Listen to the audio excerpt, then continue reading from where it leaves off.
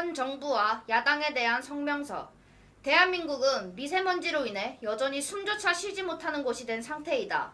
이는 정부가 미세먼지 문제에 대해 적절한 대응책을 내놓지 못하고 대한민국 노동자는 해고와 실업, 소득 상실의 괴로움을 겪고 있고 대한민국 고용주는 너무나 높아진 최저임금이 부담스러워 일손이 필요함에도 불구하고 고용을 할 수 없어 어쩔 수 없이 함께하던 노동자를 해고하는 현실에 처했다. 이는 정부의 인심쓰기식 세금 분배 정책에 의한 것이며 깊은 고찰이 없이 퍼주기식으로 세금을 운용한 탓이다. 대한민국은 미국과 북한의 협상 당시 미북 간 유연한 합의를 위해 모든 노력을 다 하겠다고까지 천명하였으나 그 회담 결과는 아무런 소득도 없었으며 이와 같은 행태로 인해 연일 외신으로부터 북한의 대변인이라 불리는 치욕을 당하고 있다. 이는 정부가 평화와 화합이라는 이상만 내세운 채 국제정세를 읽지 못하고 북한의 하수인과 같이 행동한 탓이다. 대한민국은 이전까지 있어온 지역 갈등과는 비교도 안 될 정도로 남녀 간 갈등, 세대 간 갈등을 겪고 있으나 정작 정부는 화합을 위한 방안을 내놓기는커녕 대통령이 나서서 그 갈등을 조장하는 발언을 일삼고 있다. 이는 정부가 남녀 간 갈등, 세대 간 갈등에서 특정한 편을 들어 그들의 인기만을 갈구하는 행태를 보인 탓이다. 대한민국은 컨텐츠 규제, 컨텐츠 제공자 규제 등으로 국민이 발언할 기회를 빼앗기고 있다. 이는 정부가 남녀평등, 세대 간 화합 등의 이름을 내세우면서 실상은 국민의 발언권을 빼앗고 자신들의 행위에 반박하지 못하게 만든 탓이다. 결국 현 정부는 적절하지 못한 일자리 창출 정책과 국제정세 대응으로 인해 대한민국의 국제적 입지를 위태롭게 만들었다. 이에 이 성명을 발표하는 바이다. 첫째, 정부는 미세먼지 문제에 아무런 대응도 하지 못하고 있다. 대한민국은 계속되는 미세먼지 문제로 인해 온 국민이 몸살을 앓고 있다. 그러나 정부는 미세먼지 문제에 대해 아무런 대응책도 내놓지 못하고 있으며 미세먼지 문제의 주범인 중국에 대해서도 강경한 대응책 촉구를 하지 못하고 있다. 이로 인해 국제적인 위치에서 대한민국은 국민 건강도 챙기지 못하는 나라가 되었고 피해를 보는 것은 국민만이 되었다. 그 와중 정권의 우두머리인 대통령의 자녀는 해외로 이주하는 등 정부는 현 상황에 대해 책임지고 해결책을 내놓으려는 생각은 없이 그저 침묵하고 있다.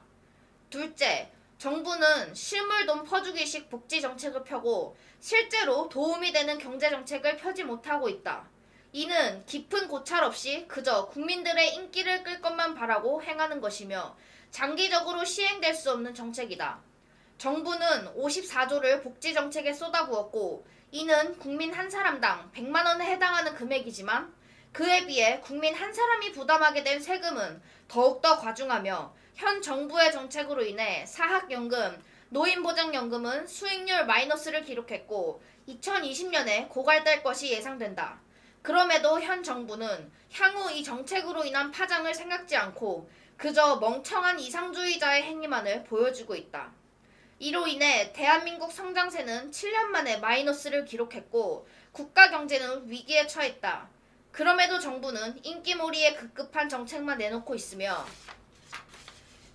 실제적으로 의미 있는 경제 정책을 내놓을 생각 없이 그저 침묵하고 있다. 셋째, 대한민국은 국제적으로 북한의 하수인으로 낙인 찍혔고 정부는 이를 자초했다. 외신은 연일 대한민국을 북한의 대변인, 하수인이라 칭하며 무시하고 있다. 이는 정부가 미북 회담 당시 모든 책임을 지겠다는 무책임하고 국익에 도움이 되지 않는 언사와 행위를 반복함으로써 자초한 일이다. 이에 대하여 국민 누구도 동조하지 않았으며 오히려 국민들은 이를 원치 않았을 것임에도 정부는 자의적인 대북정책 수립과 그로 인한 행위로 국가적 위치를 위태롭게 만들었다. 넷째, 정부는 국민들의 화합을 바란다고 하면서 실제로는 이를 조장하고 있다. 대한민국은 이전의 지역 갈등과는 비교도 안 될 정도로 심한 국민 간 갈등을 겪고 있다. 이는 남녀 간 갈등, 세대 간 갈등으로 온 국민이 반목하고 있는 실정이다. 그러나 정부는 이를 해결하고자 하는 의지를 보이기는커녕 여러 발언과 편향된 정책으로 인해 더욱더 국민 갈등을 심화시키고 있다. 다섯째, 정부는 이상적인 명목을 내세워 국민들의 말할 권리를 빼앗고 있다. 정부는 유튜브 규제, 각종 SNS 규제 등으로 인해 남녀평등, 세대 간 화합을 이룰 수 있다고 주장하며 이를 추진하고 있으나 실상은 그 기준이 모호하고 제대로 정해지지도 않은 바, 이는 국민들에 대한 억압과 입막음에 불과하다. 이로 인해 국민들은 반정부적 발언을 함에 있어 공포를 가지고 이런 공포를 극복하고 용기 있게 발언을 하고자 하더라도 발언을 할 수 있는 방법조차 빼앗기고 있다. 심지어 반정부적 판결을 내린 판사가 구속까지 된 것은 정부가 삼권 분립을 무시하고 모든 권력을 독점하려는 욕망을 내비친 것이다. 이에 현 정부의 죄를 5가지로 적는다. 첫째, 미세먼지 문제에 대해 국가 내부적인 문제 해결책을 마련하지 않고 동시에 미세먼지 문제의 주범인 중국에 대하여 대응책을 마련하지 않은 바 국민 건강을 위태롭게 한 죄. 둘째, 무분별한 퍼주기식 복지정책 시행으로 국가 예산을 부도에 가깝게 끌고 가는 한편 국민들에게 과중한 세금 부담을 주고 정작 국가 경제는 마이너스 경제에 처하게 한 바 국민 생활을 위협하고 국익을 침한 죄. 셋째, 국제관계에서 제대로 된 위치 선정을 하지 못하고 북한에 친화된 정책만을 편 바 대한민국에 북한의 하수인이라는 오명을 씌워 국격을 떨어뜨리고 국가 안보를 위험하게 한 죄. 넷째, 이 모든 행태로 인하여 국민들 간에 관목하게 한 죄. 다섯째, 국민의 말할 권리를 빼앗고 민주주의 국가의 기본 원리를 무시한 죄. 작금의 상황을 좌시하는 자유한국당을 비롯한 야당 국회의원들의 죄가 가장 크다고 할 것이다. 2019년 3월 18일 대한사랑청년연합회